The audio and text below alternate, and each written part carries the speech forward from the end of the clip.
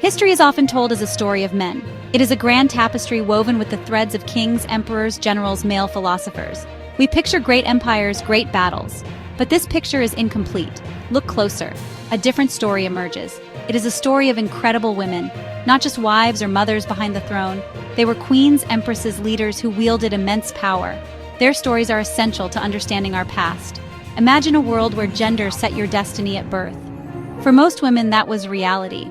They were expected to be quiet, to marry, to run a household, to produce heirs. Power lived in corridors of palaces, on battlefields, and halls of government. Stepping into these arenas was revolutionary. It required more than ambition. It demanded incredible intelligence, unshakable courage, a will of iron. The women you'll meet had these qualities. They broke rules and left their mark. They were pioneers who reshaped societies. They commanded armies, built magnificent temples, governed vast empires. Let's travel back in time more than 3,000 years ago to the mighty land of ancient Egypt. Here, along the fertile banks of the Nile River, we meet our first incredible queen, Hatshepsut. She was a pharaoh who ruled from approximately 1478 to 1458 BC during a time of great prosperity known as the New Kingdom. Now, the title of pharaoh was almost exclusively for men.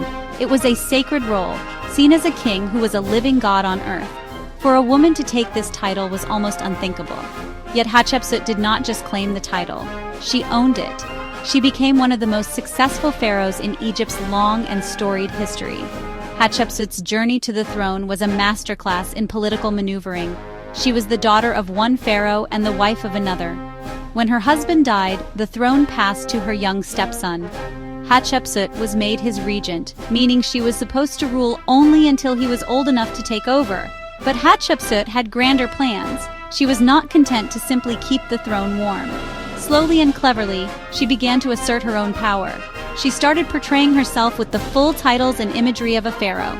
She even had herself depicted in statues and reliefs with a male body and the traditional false beard of the kings. Her greatest achievement is the magnificent mortuary temple at Deir el-Bahri. Now we journey east, to the sprawling and sophisticated empire of Tang China. Here, in the 7th century AD, we find a woman of breathtaking ambition, Wu Zetian. Her story seems almost too incredible to be true. She began her life in the imperial court as a junior concubine to Emperor Taizong. This was a position with little status and even less power. She was just one of many beautiful young women in the Forbidden City. No one could have predicted that this young girl would one day rule all of China, becoming the one and only woman in Chinese history to hold the title of emperor. Her rise to power is a tale of ruthless intelligence and political genius.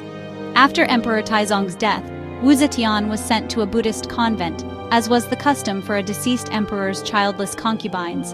For most, this would have been the end of the story. But not for Wu.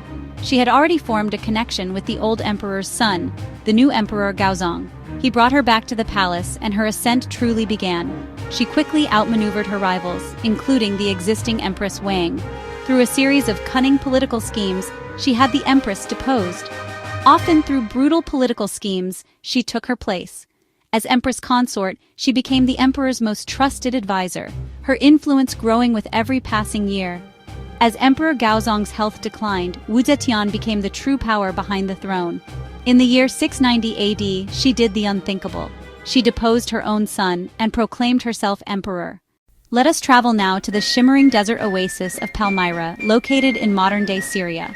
In the 3rd century AD, this city was a wealthy crossroads of the Roman-Persian empires. It was here that a queen of remarkable courage and ambition rose to power, Zenobia. She was the wife of Odaenathus, the ruler of Palmyra. While her husband was alive, Zenobia was known for her intelligence, her beauty. She was educated and spoke several languages and was well-versed in history. After her husband's death in 267 AD, her true strength was revealed. She did not step aside for a male relative. She took control as regent for her young son, Vabalithus. Zenobia was not content to manage a client state of Rome. She had a grander vision. She saw Rome in turmoil and an opportunity.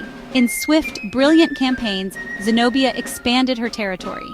She commanded her armies in person, sharing their hardships on the march. Her forces conquered Egypt and swept through Anatolia, modern Turkey. In a few years, she carved out the Palmyrene Empire stretching from Egypt to the heart of Asia Minor. Emperor Aurelian would not tolerate this.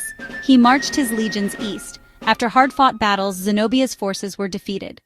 No list of powerful ancient queens would be complete without one of the most famous women in all of history, Cleopatra VII.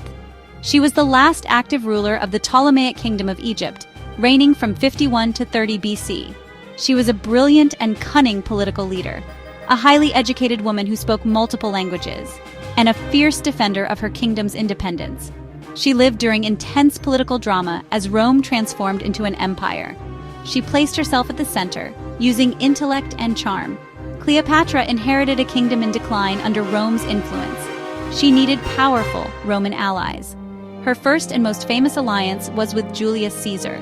When a power struggle forced her to flee, she famously had herself smuggled into his presence, rolled up inside a carpet. Caesar was impressed. He helped her defeat her brother and secure her throne. She bore him a son, Caesarion. After Caesar's assassination, Rome plunged into civil war. Once again, Cleopatra needed to secure her position. She forged an alliance with Mark Antony. Their meeting is legendary. She sailed to meet him on a magnificent golden barge. She arrived dressed as the goddess Venus. Antony was completely captivated. For over a decade, they ruled the eastern Mediterranean from Alexandria, a glittering court of immense wealth and power. Octavian, Caesar's adopted son, saw them as a grave threat and launched a propaganda war. The conflict culminated in the naval battle of Actium in 31 BC. Facing capture by Octavian, both Antony and Cleopatra chose to take their own lives. Let's journey north to the misty shores of Roman Britain in the 1st century AD. Here we meet a queen, Boudica, Queen of the Iceni, a Celtic tribe from what is now Norfolk in eastern England. Initially allies of Rome, keeping some independence, Boudica's husband, King Prasutagus, tried to preserve peace. In his will, he left the kingdom to his 2 daughters and to the Roman emperor, but his plan backfired horribly. Around 60 AD, the Romans ignored the will. They annexed the kingdom fully. Roman officials seized Iceni property. Tacitus says they publicly flogged Boudica and brutally assaulted her 2 daughters. This was meant to break the Iceni spirit, but it did not break Boudica. It ignited a burning desire for revenge. She transformed from queen to warrior leader. She rallied her people and neighboring tribes. A massive rebellion erupted. Boudica, tall, striking, long red hair, inspired her warriors. She rode into battle in a chariot with her daughters beside her, delivering fiery speeches to rally the fight. The Celtic army was crushed. Boudica is said to have taken poison rather than be captured. Though her story takes place much later than our other ancient queens, let us turn our gaze to 19th century India, a land under the growing influence of the British East India Company.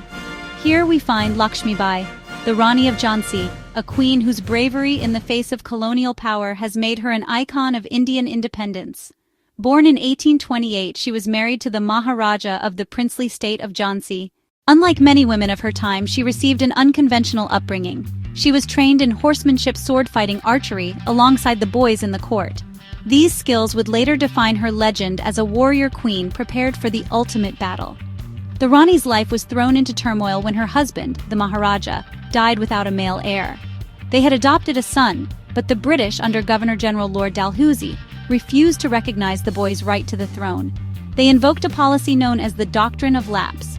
The British ordered the Rani to leave the palace and offered her a pension. Lakshmi Bai refused.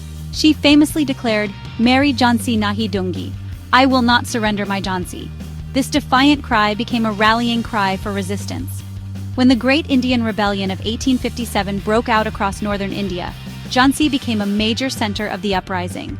In her final battle, near Gwalior in June 1858, she dressed as a cavalry soldier and fought ferociously until she was killed. For our final story, we venture into the vast, windswept steppes of Central Asia around 530 BC. This was the land of the Scythians' nomadic warrior tribe's mastery of horsemanship archery. Here we meet a queen shrouded in legend whose story resonates with fierce power, Tomyris, queen of the Massagetay people. The threat came from the west. Cyrus, the great founder of the Achaemenid Persian Empire. He began by proposing marriage to Queen Tomyris, but she saw through his ploy. He then set a devious trap.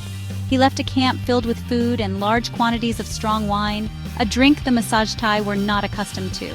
Cyrus then returned with his main army and slaughtered or captured the incapacitated soldiers, including the queen's son. When Spargapaces regained his senses and realized his shame, he took his own life. When Tomyris learned of the trickery that led to her army's defeat and her son's death, she was consumed by a cold, hard rage. She sent a message to Cyrus, swearing by the sun, the god of her people, that she would quench his thirst for blood. She gathered all her remaining forces and met the Persian army in what Herodotus describes as one of the most ferocious battles of the ancient world. The Massagetae, fighting with the fury of their queen, were victorious. Cyrus the Great was killed. True to her word, Tomyris found his body had his head cut off and plunged it into a wineskin filled with human blood, telling the dead king, "I give you your fill of blood." The stories of these 7 women are more than just exciting tales from a distant past. They are powerful testaments to the strength, intelligence, and resilience of women throughout history. Their light, once dimmed, now shines brightly, illuminating the past and lighting the way for the future.